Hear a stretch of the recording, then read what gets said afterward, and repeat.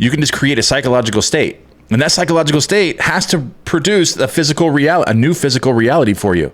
It has to. The law of reversibility, inverse transformation. So, hey guys, welcome back to the channel. Today we're going to be covering the law of reversibility. And the reason why I want to cover this is because it cannot be argued. After you understand the law of reversibility, that everything is, every thought, every feeling, every creation is reversible in some degree. You cannot argue the law of assumption. And if you understand this, it's going to help you apply the law of assumption and give you and help you with practical applications. That way you actually do it, because you cannot argue. After this video, after you watch this video today, I'm going to break this down so well that you're not going to have any doubt whatsoever that it works. And if you apply it, if you do it, if you actually do it, you can create anything you want to come into your life. All right, so let's go ahead and jump right into the law of reversibility. I'm going to break this down so well today, as it cannot be argued. Okay, so I'm going to start off with this, and then I'm going to explain this. And I'm going to break this down to where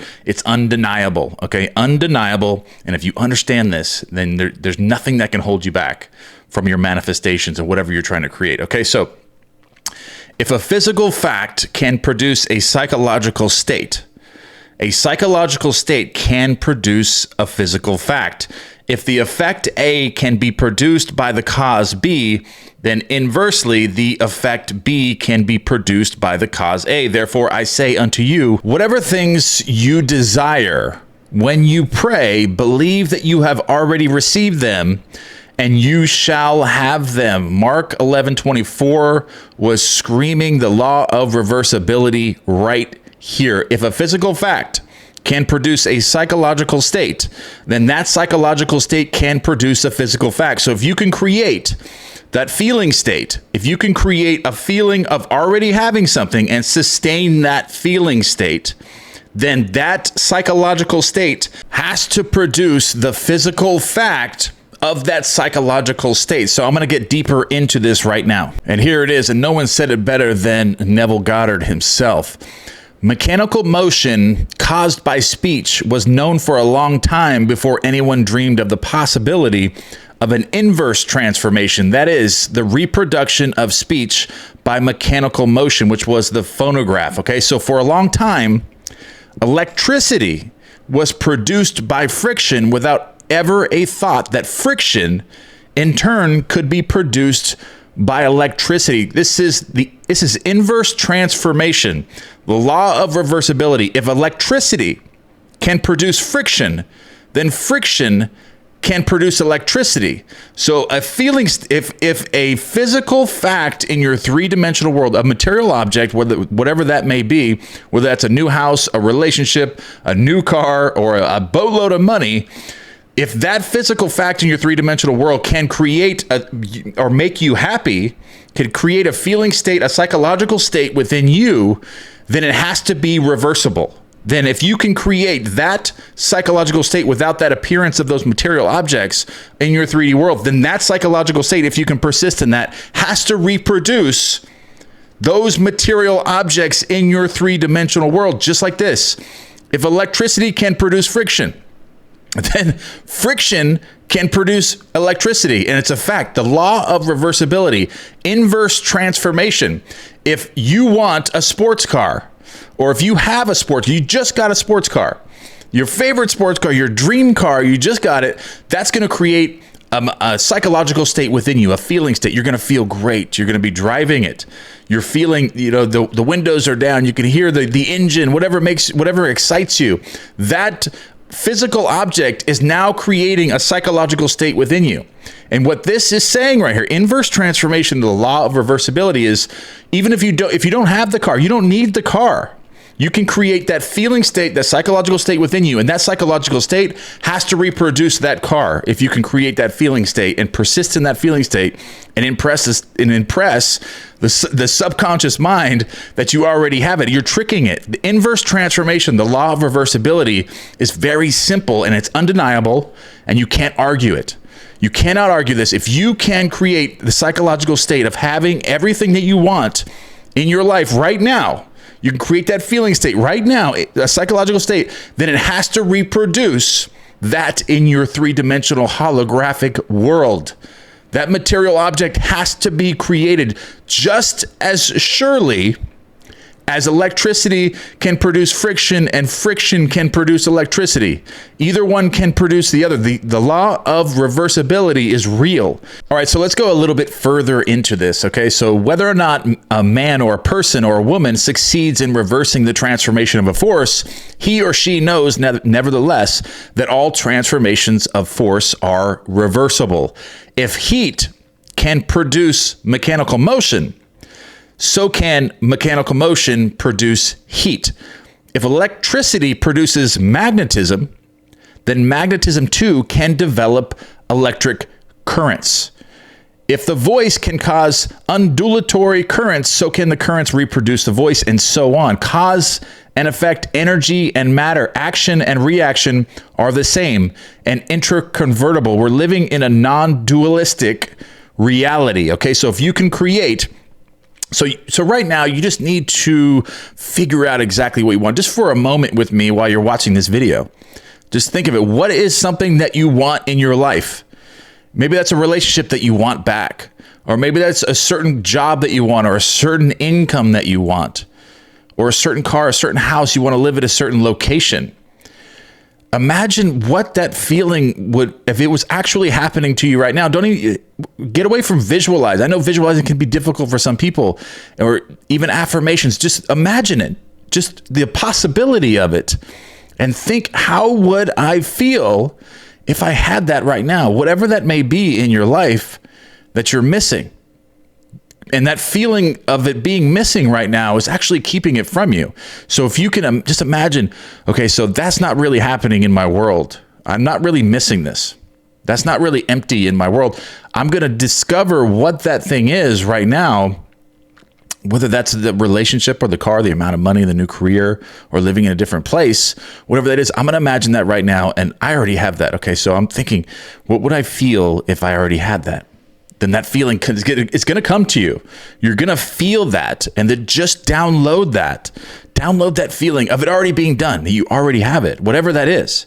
You already have that right now. Now, what is that feeling? Now, hold on to that feeling. Now you felt it. Now you can come back to that. Now you can come back to that anytime you want. Your mind's automatically going to picture something, without you having to do anything. So you're not going to have to visualize anything. But once you discover what that feeling is, through the law of reversibility, inverse transformation, that feeling state you just found when you pictured it already being done, that feeling state now, if you can hold on to that feeling that it's already done, no matter what's going on in your three-dimensional world, and you can persist in that and not feel like it's missing in your world and let go, then it has to be reproduced in your three-dimensional holographic world. This simulation, it has to be recreated just as surely as electricity can produce friction and friction can produce electricity. The same. You cannot change it. You cannot change it. This is a law, just like gravity, okay? The law of electricity. This is the same. This is the law of reversibility and an inverse transformation. So if you can find that feeling state, and persist in that, that's already done. That's already happened. Then that psychological state has to reproduce that physical fact in your three-dimensional world. It has to produce that physical fact, that material object in your world, or that person, or whatever it is, has to be created in it has to come to you. You will get it. It will come to you, or you will go after it. One or the other, it's going to happen. All right, so this law is of the highest importance because it enables you to foresee the inverse transformation once the direct transformation is verified. Okay, this is so important because if you knew how you would feel, were you to realize your objective, then inversely, you would know what state you could realize were you to awaken in yourself such a feeling, and then it has to be reproduced as an objective reality. So then that's super cool because you can just create a psychological state, and that psychological state has to produce a new physical reality for you. It has to. The law of reversibility, inverse transformation. So the injunction to pray, believing that you already possess what you pray for, is based upon a knowledge of the law of inverse transformation, like it was stated in Mark. Okay? In the Bible, it's written all over. The injunction to pray, believing you already possess something, what you pray for, is based upon a knowledge of the law of inverse transformation, the law of reversibility. It's been stated to us just symbolically, okay? So if you realize your prayer produces in you a definite feeling or state of consciousness, then inversely, that particular feeling or state of consciousness must, not should, not maybe, must produce your realized prayer, must produce your realized prayer, because all transformations of force are reversible. All transformations of force, so you should always assume the feeling of your wish fulfilled and persist in that. Find that feeling, persist in it, because that psychological state has to reproduce the objective material that that psychological state is connected, the equivalent to that. Whatever that feeling state is, and you're feeling, like if it's a relationship or it's a certain amount of money, that feeling state that's no longer missing.